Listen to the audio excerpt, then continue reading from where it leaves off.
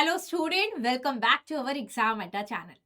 बेटा, अगेन हम आपके लिए आपकी जो क्वेरीज था काउंसलिंग के ऊपर उसको लेके आए हैं फिर से रिजॉल्व करने के लिए। सो बेटा, welcome back to again. And video को स्टार्ट करने के पहले आप सबसे रिक्वेस्ट है कि अगर आप हमारे चैनल पे नए हैं तो जल्दी से सब्सक्राइब कर दीजिए। जैसा कि हमने पहले भी आप लोगों को से बताया कि हमारे इस चैनल के मीडियम से आप बच्चों को कितनी ज्यादा चीजें प्रोवाइड होती हैं, जैसे कि क्या काउंसलिंग काउंसलिंग की क्वारीज हो गई, अलग अलग तरीके की करियर काउंसलिंग हो गई। ठीक है, गवर्नमेंट एग्जाम्स के बारे में आपको पता चलता है हमारे चैनल के अंदर। गवर्नमेंट जॉब्स के बारे में आपको पता चलता है कि किसमें जॉब आ रही है, किसका एडमिट कार्ड आ रहा है, किसका रिजल्ट आ रहा है। इतना ही नहीं, बल्कि हमारे चैनल के मीडियम से जो क्लास 1 से लेके क्लास 12 तक के भी स्टूडेंट्स हैं उनमें कितने टाइप के ओलंपियाड्स पेपर होते हैं, इसकी भी जानकारी हमारे चैनल के अंदर आप बच्चों को प्रोवाइड होती है। तो बेटा, आप मैक्सिमम टू मैक्सिमम लोगों को इसको शेयर कीजिए, बिकॉज एक चैनल के मीडियम से आप लोगों को बहुत ढेर सारी वो इन्फॉर्मेशन प्रोवाइड हो रही है जिसके बारे में आप लोगों को शायद पता नहीं होता, जैसे कि ओलंपियाड। ठीक है, तो हम स्टार्ट करते हैं अगेन। जो हमारे बच्चों के क्वेश्चंस थे कमेंट सेक्शन में, जो आपके क्वेरीज पड़ी है उसी के आंसर्स। ठीक है, सो एंड वीडियो को फिर से स्टार्ट करने के पहले thank you so much for your responses. आपके जो रिस्पॉन्सेज आ रहे हैं, आपकी जो अप्रिसिएशन है, उन सब के लिए बहुत बहुत शुक्रिया। तो बेटा क्या है, जैसे कि एक बच्चे ने क्वेश्चन किया कि मैम सिक्योरिटी अमाउंट भी रजिस्ट्रेशन के प्रोसेस के टाइम पे करनी है, शिफा खान। बेटा यस, ये पहले भी हमने, आप वीडियोस को जरूर ध्यान से देखा करिए, बिकॉज पिछली वीडियोस में भी हमने ये सारे आपके जो क्वेश्चन है इनको बताया है कि सिक्योरिटी अमाउंट आपके रजिस्ट्रेशन प्रोसेस के टाइम ही पे करनी होती है। ठीक है, साथ में ही पे करनी होती है। सो आपका बेटा जो क्वेश्चन का आंसर है वो यस, आपको साथ में पे करना होगा। ठीक है, नेक्स्ट अगर हम बात करते हैं, मैम 150 नंबर पर बीएमएस कॉलेज मिल सकता है क्या, ये अमन ने क्वेश्चन किया है। सो अमन देखिए, सबसे पहली बात कि यहाँ पे आपने कोई जो कैटेगरी नहीं लिखी, अगर किसी कैटेगरी से आप बिलोंग करते हैं तो पॉसिबिलिटी हो सकती है। ठीक है, एंड दूसरी बात है कि सीट के अवेलेबिलिटी पे भी चीजें बहुत ज्यादा डिपेंड करती हैं। तो दोनों बातें हैं, फर्स्ट की कैटेगरी क्या है और दूसरी बात है कि सीट की अवेलेबिलिटी हुई है कि नहीं है, इस पे बहुत चीजें डिपेंड करती है। ठीक है बेटा, नेक्स्ट अगर बात करते हैं कि आरजू का क्वेश्चन है कि प्राइवेट कॉलेज के बीएमएस का क्या प्रोसेस होगा। तो देखिए बेटा, आपको जिस प्राइवेट कॉलेज के अंदर एडमिशन लेना है, आपको उसकी वेबसाइट को ओपन करके उसका प्रोसीजर देखना होगा। बिकॉज प्राइवेट कॉलेज की यहाँ पे हम बात कर रहे हैं, तो आपको पर्टिकुलर जिसमें भी आप लेना चाहते हैं, ठीक है, जाना चाहते हैं, वहां पे आपको उसकी वेबसाइट को ओपन करके उसके प्रोसेस को चेक करना होगा।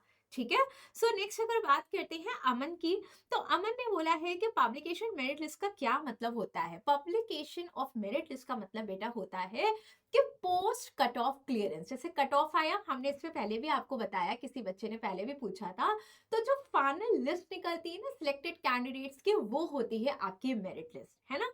जैसे फर्स्ट राउंड है, फर्स्ट राउंड पे मेरिट लिस्ट निकला कि कितने बच्चों का उसमें, इतने से इतने कट ऑफ में कितने बच्चों का उसमें आया है नाम, ये होता है मेरिट लिस्ट। फिर सेकंड राउंड में एक अलग निकलेगी, तो that is what about a merit list उसको कहा जाता है। ठीक है मन। नेक्स्ट अगर बात करते हैं शुभांगी, मैम क्वालिफाइंग क्राइटेरिया कम होगा कि नहीं। देखिए, एक हर एक का एक अपना एक क्राइटेरिया होता है, वो कम होगा या ज्यादा होगा उसमें स्लाइट चेंजेस तो पॉसिबल है, लेकिन अगर हम एक लंबे चेंजेस की बात करें तो वो चीजें नहीं होती है। ठीक है बेटा, तो हो भी सकता है, नहीं भी हो सकता, लेकिन हाँ, एक स्लाइट चेंजेस होने की जो क्राइटेरिया होता है ना, उसमें थोड़े ऊपर नीचे मार्क्स होने की, कट ऑफ होने की चांसेस होती हैं। ठीक है शुभांगी, नेक्स्ट अगर बात करते हैं, बिलाल ने क्वेश्चन किया है कि मेरा एडमिट कार्ड खो गया नीट का, बट मेरे पास नीट का रिजल्ट है और एप्लीकेशन फॉर्म भी, तो क्या मेरी काउंसलिंग हो सकती है। तो देखिए बिलाल, सबसे पहले एडमिट कार्ड, जैसे हमने डॉक्यूमेंट्स में भी आपको बताया था कि क्या इंपॉर्टेंट डॉक्यूमेंट है, तो बेटा डॉक्यूमेंट्स में एडमिट कार्ड एक मैंडेटरी लिखा गया है कि एडमिट कार्ड होना बहुत जरूरी है। लेकिन फिर भी आप हेल्पलाइन नंबर पे एक बार कॉल कर लीजिए और उसके बारे में आप पूछ सकते हैं। लेकिन जितना आपको हम इंफॉर्मेशन दे सकते हो ये कि एडमिट कार्ड जो लिस्ट ऑफ डॉक्यूमेंट जो जरूरी होती है उसमें ये भी एक इंपॉर्टेंट माना जाता है। ठीक है, नेक्स्ट अगर बात करें, अजहर ने लिखा है कि मैम मेरा कास्ट ओबीसी है, बट मेरा कास्ट सर्टिफिकेट अपलोड नहीं हो रहा, 1 साल पुराना है, बनने में भी टाइम लगेगा, सो अनरिजर्व फिल करके रजिस्ट्रेशन करें तो कोई प्रॉब्लम। तो सबसे पहले बेटा कि अगर आपने अनरिजर्व कैटेगरी आपने रजिस्टर किया तो जो रिजर्व कैटेगरी के जो बेनिफिट्स हैं वो आपको नहीं मिल पाएंगे। सो यही बात हमने लिखी है कि if you will register in unreserve category then the benefit of your category will not be consider. ठीक है, सो यही आपका इस क्वेश्चन का यही आंसर है। सो आप इसके हिसाब से देखिए। नेक्स्ट है कि शहजीब ने बोला है कि मैम सिक्योरिटी मनी रजिस्ट्रेशन के टाइम के बाद पे करना होगा। नहीं, हमने जैसे कि पहले भी आपको बताया कि रजिस्ट्रेशन के साथ ही आपको सिक्योरिटी मनी भी डिपॉजिट करनी होती है। So at the time of registration आपको ये सबमिट करना होगा। ठीक है, नेक्स्ट है बिलाल ने लिखा है कि मैम डॉक्यूमेंट वेरिफिकेशन के लिए लखनऊ जाना पड़ेगा या नहीं।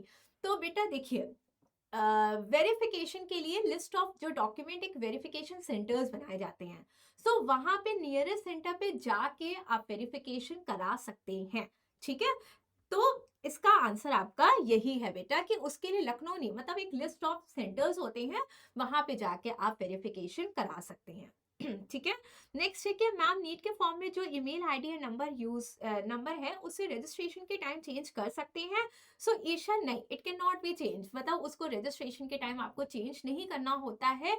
जैसा कि हमने पहले भी उसका जो प्रोसेस था ना उसमें भी ये बात आपको बताई है, जो उनके उसमें भी लिखा हुआ है कि जो आप पहले डालते हैं उसको ही यूज करना होता है। सो उसको आप चेंज नहीं कर सकते। फिर है आराधना ने बोला है कि मैम जब नीट फॉर्म फिल कर रहे हैं तो मेरे रजिस्ट्रेशन पेज में आधार नंबर नॉट ऑप्टेड लिख के आया था, तो मैं रजिस्ट्रेशन के टाइम अपना आधार नंबर फिल करूंगी तो कोई प्रॉब्लम नहीं है, इसको बता दीजिए। तो देखिए बेटा, सबसे पहली बात कि ये जो प्रॉब्लम है थोड़ी एक टेक्निकल एक प्रॉब्लम है, तो उसके लिए आप एक हेल्पलाइन नंबर को आप कॉल कर लीजिए और अपनी प्रॉब्लम को आप उनके साथ शेयर कीजिए, वो आपका इस क्वेश्चन का आंसर बेहतर दे पाएंगे। ठीक है, नेक्स्ट है कि नेक्स्ट क्वेश्चन है मेरी वेदा का कि मैम मेरे नीट के फॉर्म में नाम मोहम्मद हैदर है और बाकी सभी डॉक्यूमेंट्स में MO हैदर है, इससे मुझे कोई प्रॉब्लम होगी? तो देखिए, सबसे पहले बेटा प्रॉब्लम तो हो सकती है, इसलिए आप सबसे पहले अपने नाम को सही कर लीजिए। जो मिस्टेक्स की है ना आपने, उसको पहले सही कर लीजिए। हो सकता है उसमें आगे कोई दिक्कत हो, तो बेटर है कि उसको आपको सही कराना पड़ेगा। ठीक है, नेक्स्ट है कि सिक्योरिटी मनी कब देनी है, इसको बता दीजिए। बेटा ये बहुत बच्चों के क्वेश्चंस आ रहे हैं, तो during the time of registration आपको सिक्योरिटी मनी पे करनी होती है। ठीक है, तो as the registration process will not be consider complete नहीं माना जाता जब तक कि आप इन दोनों अमाउंट को पे नहीं करते, और ये दोनों अमाउंट आपको ऑनलाइन पे करना होता है। ठीक है, सो आपका भी आंसर आपको मिल गया। फिर है स्लेवी का मैम मैं राजस्थान में ओबीसी में हूँ, मुझे प्राइवेट बीएमएस में एडमिशन लेना है, तो ओबीसी में अप्लाई करूंगा या जनरल से? ऑब्वियसली आपको बेटा ओबीसी से ही अप्लाई करना होगा। ठीक है, फिर है उसके बाद मैम बिहार की काउंसलिंग कब से स्टार्ट होगी? ऋषभ, इसके बारे में हमने ऑलरेडी वीडियोस बना रखी है, आप उसको भी चेक कर सकते हैं, जहाँ पे पूरी डिटेल इन्फॉर्मेशन भी दी है कि रजिस्ट्रेशन प्रोसेस कब से कब चलेंगे, साथ ही साथ बहुत जो सारी डिटेल्स है ना टाइमिंग को लेके, डेट्स को लेके, वो सब बताइए। ऑल्दो आपका जो क्वेश्चन है उसका आंसर ये है कि 5 तारीख से आपके ऑलरेडी रजिस्ट्रेशन स्टार्ट हो चुके हैं और 14 तक चलेंगे। उसके बाद की जो डेट्स है वो भी हमने बताई है कि क्या कब होगा। ठीक है, तो ऋषभ आप पुरानी वीडियोस में जाके बिहार की जो हमने ऑफिशियल सारी डेट्स बताई है, आप जाके उसको चेक कर सकते हैं।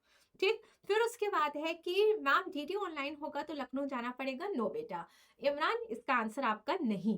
ठीक है, फिर उसके बाद है हर्ष मैम किया हमें काउंसलिंग में 50,000 डिपॉजिट करना होगा? यस बेटा, सिक्योरिटी मनी आपको डिपॉजिट करनी होती है। सो जो सिक्योरिटी मनी है वो कितनी है, ये हमने फिर से यहाँ पे लिख दिया कि गवर्नमेंट कॉलेजेस के लिए 20,000 है, प्राइवेट कॉलेज के लिए आपके 50,000 है, और गवर्नमेंट प्लस प्राइवेट अगर हम लेते हैं तो 50,000 है। ठीक है, सो वो आपको पे करनी होगी।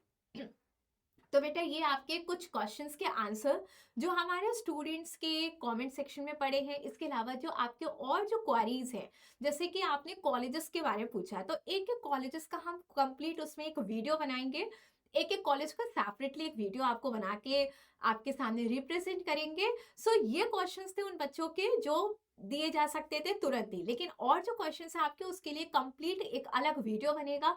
एंड साथ ही साथ कुछ कट ऑफ पे क्वेश्चन है कि कट ऑफ के डिटेल्स पीछे के बताने के लिए, तो बेटा उस पर भी वीडियो आपका जल्दी से जल्दी आ जाएगा। सो इसी तरीके की इंफॉर्मेशन के लिए, अपडेट्स के लिए, क्वारीज के लिए आप हमारे साथ हमारे चैनल में लगातार बने रहिए। इसके अलावा अगर आप किसी कोर्स के काउंसलिंग के बारे में जानना चाहते हैं कि वो कोर्स कैसा है, ठीक है? जैसे कॉलेजेस के बारे में बच्चों ने पूछा, सो अगर आप किसी कोर्स के बारे में जानना चाहते हैं, तो ज़रूर कमेंट सेक्शन में लिखिए कि किस कोर्स के बारे में आप जानना चाहते हैं। सो बेटा जल्दी ही मिलते हैं अपनी next video, next update, next query के साथ। Till then bye and thank you so much.